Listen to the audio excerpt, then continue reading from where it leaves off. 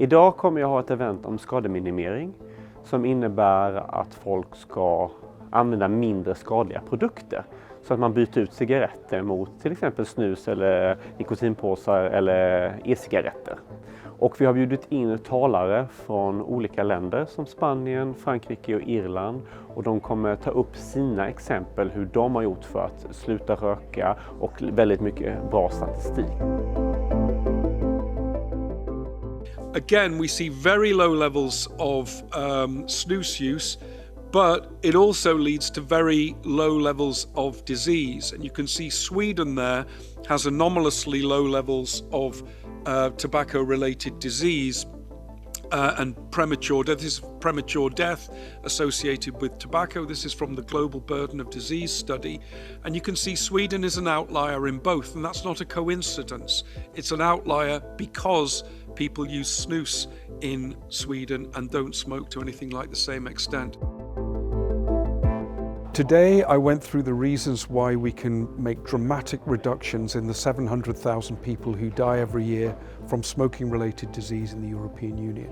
We have the products, the vapes, the heated tobacco products, the oral pouches and the snus. If we use those products, they're much, much safer than smoking. We know that beyond any reasonable doubt. We know that smokers will switch to them, and we know that people like them and will make the change.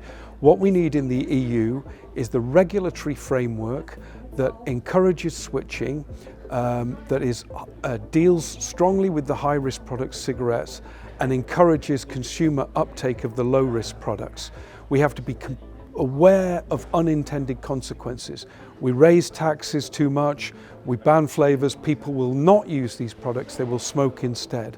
So the art of policy making in this field is to be aware of unintended consequences and the trade-offs, but try to encourage people to move from high risk to low risk products using the powers of the European Union.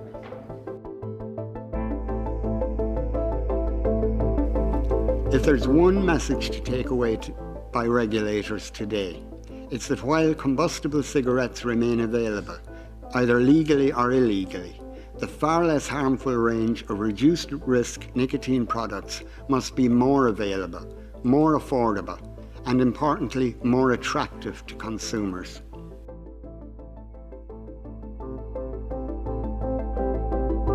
Yeah, disposables are an issue at the moment. But rather than banning them, perhaps a deposit return scheme would be a more effective solution. It would bring all those resources back into the supply chain.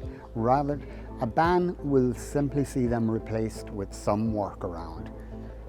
That's all will happen. Disposables turned up as a workaround to a ban on pod systems. Banning disposables will not eliminate that waste, it will simply create another workaround. It is better to deal with what we have and keep that in the supply chain. Los vapeadores se mantienen alejados del tabaco porque por primera vez dejar de fumar se convierte en un camino placentero, precisamente gracias a los sabores y a la nicotina. No nos consideramos enfermos que estemos tomando una medicina para dejar de fumar, ni necesitamos que nadie nos tutele. La clave es el placer. Los sabores no son un capricho, son una piedra angular para dejar de fumar. Si los legisladores destruyen el placer del vapeo, millones seguirán fumando cigarrillos y además se creará un mercado negro sin control y masivo en toda Europa. Som vi har sett nu på det här eventet så är Sverige en förebild. EU och Europa borde göra som Sverige och satsa på skademinimering. Det är tack vare snuset och nikotinpåsarna som Sverige har gått så bra när det gäller att få ner antal rökare. EU kan lära sig av Sverige för att bli rökfritt.